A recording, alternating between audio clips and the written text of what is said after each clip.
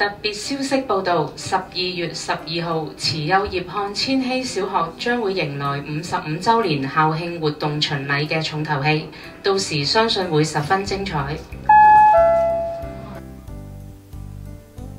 哇！55週年喎，你哋知唔知有乜活動啊？聽講夜晚會有校慶晚宴喺荃灣悅來酒店，到時有好多重量級嘅嘉賓嚟添啊！但係我哋學生去唔到晚宴喎，點算好啊？唔使灰，因為下午就輪到我哋啦。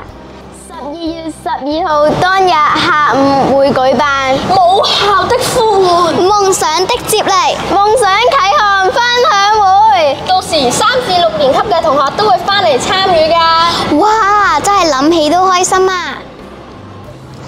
講起晚宴嗰日，仲有好多嘉賓到場喎。哇！勁啊！我哋下晝啲活動都唔輸蝕喎。下午分享會嘅嘉賓有天主教南華中學嘅校長鄭淑美校長，同我哋分享人生規劃。仲有甲一籃球員鐘祖豪同埋韓天賜，佢哋同我哋有籃球嘅體驗活動。仲有前全港 U18街舞冠軍莊宇輝同我哋有跳舞體驗活動。當然少得 IT 精英司徒兄弟啦，佢哋仲係我哋嘅畢業生嚟㗎，證明慈幼人多才多藝，傳承一代接一代。